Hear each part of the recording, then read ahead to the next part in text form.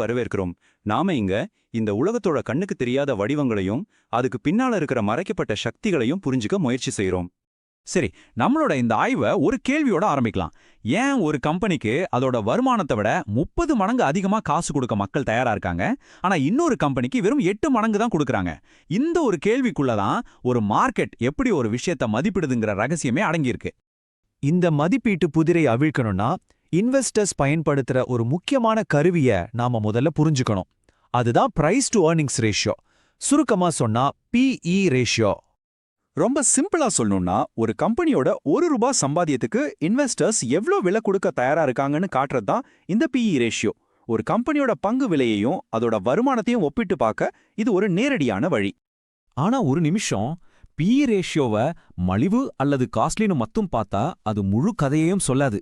உண்மையில அந்த எண்களுக்கு பின்னால ஒரு ஆழமான பேட்டர்ன் ஒழிஞ்சிருக்கு. ஆமா, பொதுவா என்ன நினைப்பாங்கன்னா, PE கம்மியா இருந்தா அது ஒரு நல்ல டீல், ஒரு பேரம் நினைப்பாங்க. அதே சமயம் PE அதிகமா இருந்தா ஓவர் பிரைஸ்ட், ரொம்ப விலை அதிகம்னு ஒரு கருத்து இருக்கு.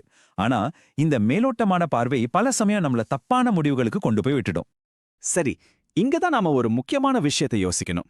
ஒரு பங்கோட விலைங்கிறது இன்னைக்கு அந்த கம்பெனி சம்பாதிக்கிறத பத்தி மட்டும்தானா, இல்ல அதுக்கு மேலே ஏதாவது இருக்கா?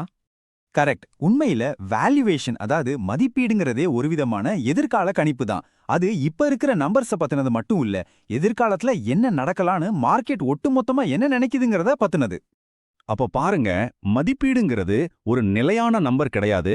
அது நிகழ்காலத்துக்கும் எதிர்காலத்துக்கும் நடுவுல நடக்கிற ஒரு உரையாடல் மாதிரி.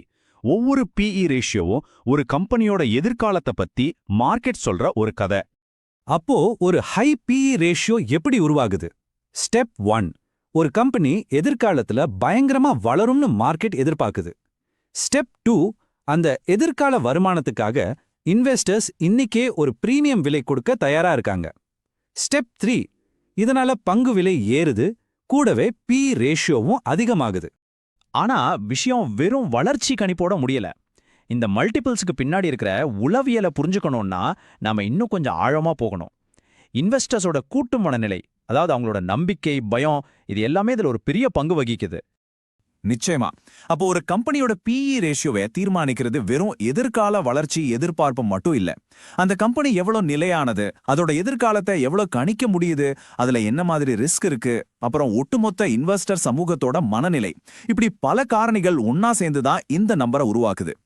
இதனால தான் வேகமா வளர்ற ஒரு டெக்னாலஜி கம்பெனிக்கும் நிலையான வருமானம் தர்ற ஒரு யூட்டிலிட்டி கம்பெனிக்கும் PE ரேஷியோல பெரிய வித்தியாசம் இருக்கு.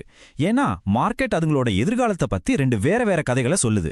ஒன்னு அதிவேக வளர்ச்சியை பத்தின கதை, இன்னொன்னு ஸ்திரத்தன்மை அண்ட் பாதுகாப்பை பத்தின கதை. சரி, அப்போ நாம இதுவரைக்கும் பார்த்த எல்லாத்தையும் ஒன்னா சேர்த்தா PE ரேஷியோவோட உண்மையான வடிவம் நமக்கு தெரிய வரும். இது வெறும் கணக்கு வழக்கு சம்பந்தப்பட்ட விஷயம் மட்டும் கிடையாது.